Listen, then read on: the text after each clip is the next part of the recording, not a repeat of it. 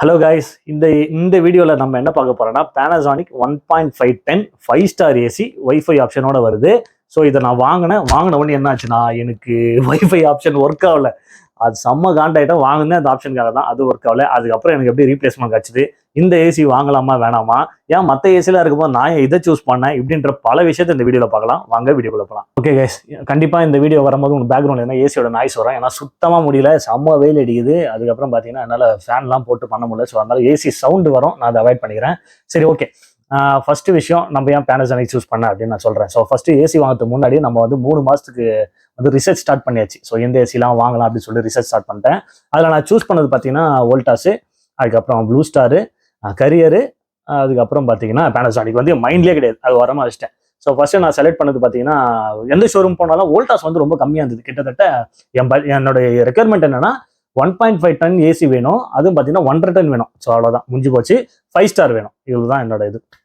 So 1.5 ton AC 5 star AC எனக்கு வேணும், இதுதான் ரெக்குயர்மெண்ட்.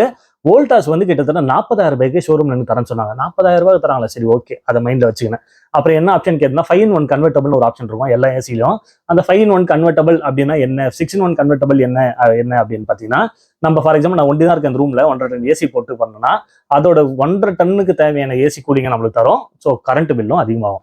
ஆனா இப்போ நான் ஒருத்த மட்டும் இருக்கேன்னா அந்த 1.5 டன் ஏசியை நம்ம கம்மி பண்ணிக்கலாம். ஃபார் எக்ஸாம்பிள் இப்போ நான் ஒரு 3/4 டன் வச்சுக்கலாம், அதுக்கேற்ற கூலிங் வரும். பட் இபி பில் கரண்ட் ஆகும். ஸோ இது மாதிரி நம்ம யூஸ் பண்ணும்போது என்ன ஆகும்னா நம்மளுக்கு வந்து பவர் கன்சப்ஷன் பயங்கர பண்ணலாம். இது எல்லா மாடலும் இருக்கு கன்வெர்டபிள்னு. ஆனா வோல்டாஸ்ல என்ன சொன்னாங்கன்னா வந்து ரிமோட்ல மாத்திர மாதிரி கிடையாது, ஆட்டோமேட்டிக்கா அதுவே சென்ஸ் பண்ணி அதுவே கன்வெர்ட் ஆயிடும் அப்படின்னாங்க. எனக்கு பாத்தீங்கன்னா அதுல ஒரு இது கிடையாது. எப்படி அதுவே கன்வெர்ட் ஆகி நம்மளுக்கு வந்து மேனுவலா செக் பண்ணாதான், ஃபார் எக்ஸாம்பிள் நான் இருக்கேன்னா கன்வெர்டபிள் நான் சேஞ்ச் பண்ணாதான் வந்து எனக்கு சாட்டிஸ்ஃபேக்ஷன் கிடைக்கும். ஸோ அதனால வந்து வோல்டாஸ் வந்து கம்மியா வந்தது. செகண்ட், ஏன் வோல்டாஸ் கம்மியா இருந்ததுன்னு நான் கேட்டேன் நிறைய கடையில, எதுக்கு வந்து மற்ற ஏசி இருக்கும்போது வோல்டாஸ் பண்ண ஏன் கம்மியா இருக்குன்னு சொன்னதோ அவங்க சொன்னாங்க வோல்டாஸ்ல பாத்தீங்கன்னா இந்த இன்வெர்டர் மாடல் இருக்கு பாத்தீங்களா, இதுல அந்த அளவுக்கு பாத்தீங்கன்னா அவங்க வந்து அந்த அளவுக்கு ஃபியூச்சர்ஸ்லாம் எதுவுமே கிடையாது. ஸோ வோல்டாஸ் சூப்பரான பிராண்ட் தான், பட் இன்வெர்டர் மாடல அந்த அளவுக்கு அவங்க க்ரோத் கிடையாது அப்படின்னு கேள்விப்பட்டேன். நான் வந்து கேள்விப்பட்டது மட்டும் சொல்றேன். சப்போஸ் நீங்க வோல்டாஸா இருக்கலாம், வோல்டாஸ் கெத்துறான்னு தாராளமா சொல்லுங்க, நான் என்னோட பாயிண்ட் ஆஃப் வியூ மட்டும் தான் சொல்றேன். ஸோ வோல்டாஸ் வந்து இந்த ஒரு டிராபேக் ஆச்சு. செகண்ட் பாத்தீங்கன்னா வேற அப்படியே யூடியூப்ல நிறைய வீடியோ பார்க்கணும், எல்ஜி ஏசி சூப்பரா இருந்தது. அதுல பாத்தீங்கன்னா நம்ம same 1.5 ton AC 5 star AC வந்து 3/4 டன் ஆயிக்கலாம், 1/2 டன் ஆயிக்கலாம், சேஞ்சஸ் நிறைய ஆப்ஷன் இருக்கு. சரி, அதுவும் மைண்ட்ல வச்சிட்டேன். அப்புறம் ப்ளூ பார்த்தேன். சரி ஓகே, கடைசி என் ஃப்ரெண்டு ஏசி மெக்கானிக் கேட்டதுக்கு ஒன்னு கரியர் எடுங்க, இல்ல வந்து ப்ளூ ஸ்டார் எடுங்க, இல்ல Panasonic எடுங்க. என்னடா டிஃப்ரெண்டா சொல்றேன்னு சொல்லிட்டு அதை பத்தி ரிசர்ச் ஆரம்பிச்சேன். கிட்டத்தட்ட 1 மாசம் ஆச்சு நான் ஏசி வாங்குறதுக்கு. ஸோ அப்ப என்ன ஆச்சுன்னா கேரியர் செலக்ட் பண்ணியாச்சு. கேரியர்ல எல்லாமே பக்கா இருக்கு. என் பட்ஜெட்டே 43 ரூபாய்க்குள்ள இருக்கணும். இது 43 ரூபாய் வந்துச்சு.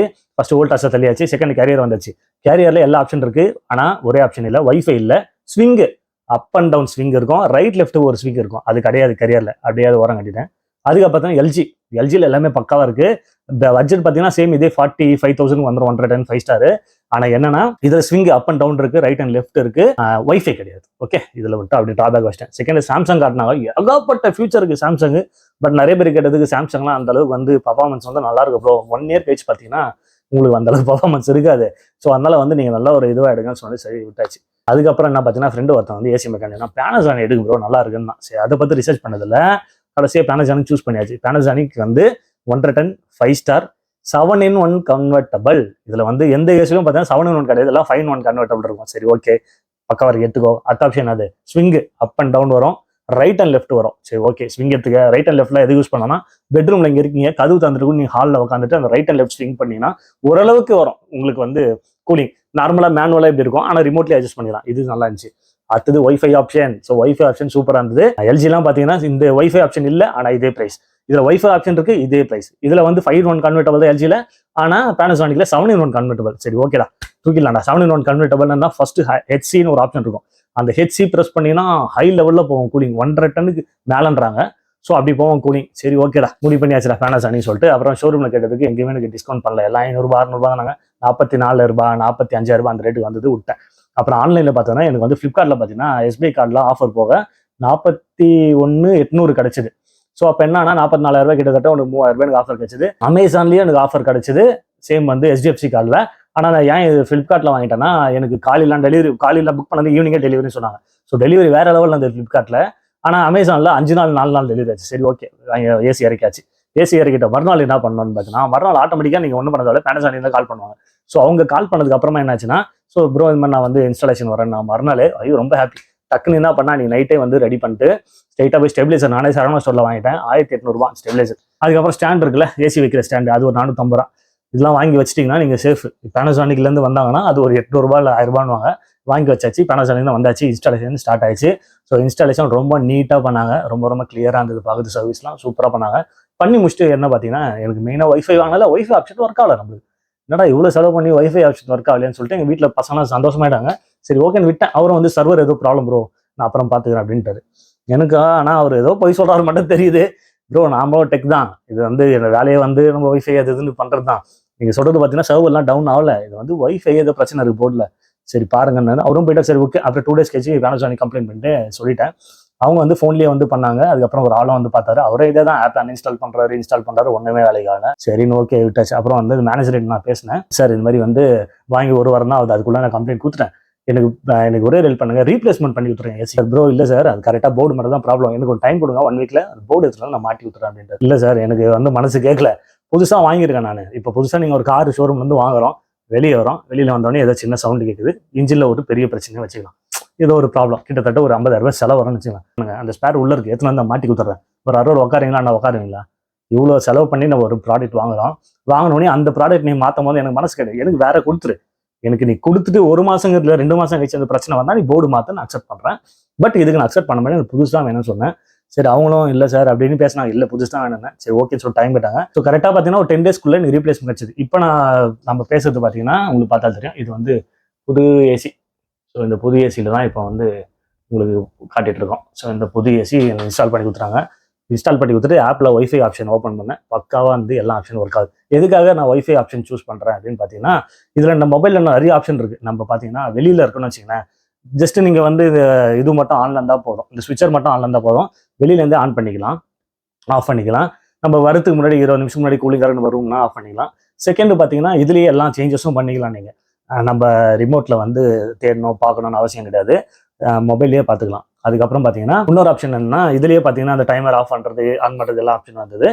அப்புறம் பார்த்தீங்கன்னா கீழே பக்கத்தில் ஒரு கிலோ வாட்னு ஒரு ஆப்ஷன் இருக்குது. இல்லை மீட்டர் எவ்வளோ ஒரு நாளைக்கு எத்தனை யூனிட் கன்சூம் பண்ணியிருக்கேன், ஒரு மந்த் எத்தனை யூனிட் கன்சூம் பண்ணிருக்கேன்னு சொல்லிட்டு எல்லா டீட்டெயிலும் கொடுக்குன்னு சொல்லியிருக்காங்க.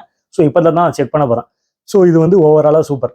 ட்ராபேக் அப்படின்னு பார்த்தீங்கன்னா ஏசி எனக்கு பர்ஃபார்மன்ஸ் சூப்பராக இருந்துங்க, கூலிங் வந்து அச்சீவ் பண்ணல, பக்காவாக இருக்க கூலிங்கு, பவர் கன்சூஷன் இதுக்கப்புறம் தான் நான் பார்க்க முடியும் இபி பில்லு வந்ததுன்னா.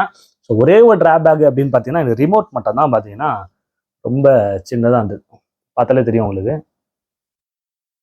ஸோ ரிமோட் ரொம்ப குட்டியாக இருக்குது, இது மட்டும் தான் ட்ராபேக். மற்றபடி பார்த்தீங்கன்னா நைட்டில் யூஸ் பண்ண முடியல ரிமோட். நைட் மீன்ஸ்னா லைட்லாம் ஆஃப் பண்ணிட்டு டியூப் லைட்டு ஒன்றும் பண்ண முடியாது, நம்ம வந்து இதில் ஒரு டார்ச் வச்சு தான் நம்ம பார்க்கணும். இது மட்டும் தான் ட்ராபேக் இருக்குது. நம்ம இருந்தால் ப்ரெஸ் பண்ண லைட் எரியும், பிரச்சனை கிடையாது, இந்த லைட் ஒன்று எரியும். ஆனால் பார்த்தீங்கன்னா எவ்வளோ சீக்கிரம் ஆஃப் ஆயிடுது பார்த்தீங்களா, உங்களுக்கு பார்த்தாலே தெரியும். வரேன் 1 2 அதான் 3 செகண்டில் ஆஃப் ஆயிடுது. இது ஒரு 10 நிமிஷம் எக்ஸ்டெண்ட் பண்ணி கொடுத்தா என்ன. ஸோ அதனால என்ன ஆகும், நம்ம லைட் வச்சு பார்க்குற மாதிரி தான் இருக்குது. மற்றபடி பார்த்தீங்கன்னா வேற எந்த குறைன்னு நான் சொல்ல மாட்டேன், அவ்வளோ சூப்பராக இருக்குது. எதுக்காக பேனசானிக் சூஸ் பண்ணேன் அப்படின்றது இதுவும் ஒரு காரணம் தான். எங்கள் மாமா வீட்டில் பார்த்தீங்கன்னா கிட்டத்தட்ட ஒரு 15 வருஷமாக அப்பயே வாங்கினார் பேனசானிக்கு, டிவியும் சரி பேனசானிக்கு. என்னோட 2-3 ஃப்ரெண்ட்ஸ் சர்க்கிளில் ஒரு 10 வருஷம் முன்னாடி நான் அவங்க ஏசி வாங்கும்போது டீட்டெயில் கேட்டவங்க எல்லாமே பேனசானிக் தான் சொன்னாங்க.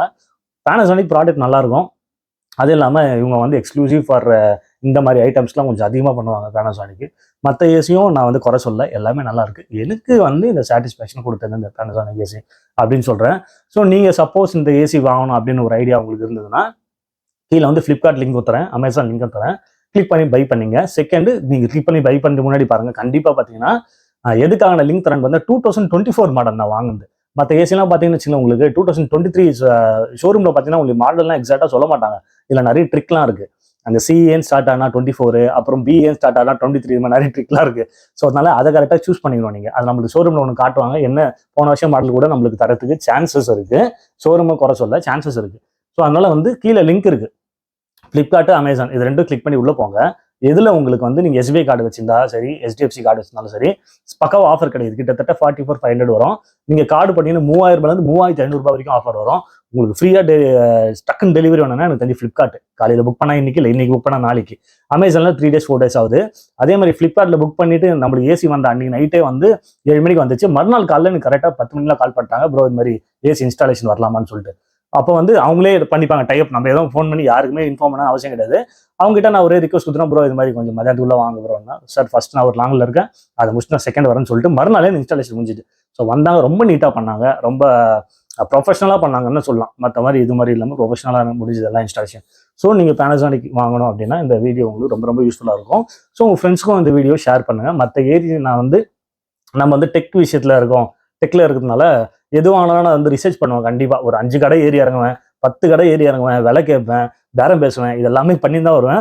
எனக்கு வந்து எல்ஜி ஏசியும் Panasonic மட்டும் எந்த ஷோரூம்லையும் நான் கம்மியே பண்ணல. ஆனால் மற்ற எல்லா ஏசியும் ஓரளவுக்கு 1000 ரூபாய் 1500 வரைக்கும் டிஸ்கவுண்ட்லாம் கொடுத்தாங்க. ஆனால் இது 2 மாதிரி கம்மி பண்ணல. அதுலேயே உங்களுக்கு தெரியும் திஸ் த பிராண்ட், ஏன்னா குவாலிட்டி சூப்பராக இருக்கும்னு சொல்லிட்டு. ஸோ அதுதான் நம்ம தேவை. அது அப்போ அந்த இப்போ ஷோரூமில் வாங்கினா இந்த 44,500 கிட்ட வந்துருக்கும். ஸோ 2,500 நான் இங்கே வந்து ஆஃபர் வாங்கிட்டு அதை வந்து இதில் இன்வெஸ்ட்மெண்ட் பண்ணிட்டேன். ஸோ 1,800 கொடுத்து நான் வந்து விகார்டு ஸ்டெபிலைசர் வாங்கினேன். ஆன்லைன்லேயும் அதிகமாக இருந்துச்சு ஸ்டெபிலைசரு. மெர்சி எலக்ட்ரானிக் ஷோரூம்லேயும் அதிகமாக இருந்துச்சு. ஆனால் சரவணா ஸ்டோரில் 1,700 rupees கிடச்சிது.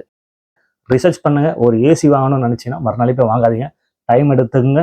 உங்கள் வீட்டுக்கு உங்கள் ரூமுக்கு எந்த ஏசி நல்லாயிருக்கும், பல கடைகளை ஏறி இறங்குங்க, விலையை கம்மி பண்ணி வாங்குங்க. அதுக்கப்புறம் இந்த மாதிரி யூஸ்ஃபுல்லான வீடியோக்கு நம்ம சேனலை சப்ஸ்கிரைப் பண்ணுங்கள். கீழே 2 லிங்க் கொடுத்துருக்கேன், ஃப்ளிப்கார்ட், அமேசானு. இதெல்லாம் வேணால் கிளிக் பண்ணிங்க. உங்களோட கார்டை பார்த்துங்க, மறக்காமல் எதுக்கு ஆஃபர் கிடைக்குது பாருங்கள், எப்போ டெலிவரி கிடைக்குது பாருங்கள், பார்த்து முடிச்சுட்டு ப்ராடக்ட் ஸோ என்ஜாய் பண்ணுங்கள். அதுக்கப்புறம் இந்த மாதிரி யூஸ்ஃபுல்லான வீடியோக்கு நம்ம சேனலை ஃபாலோ பண்ணுங்கள்.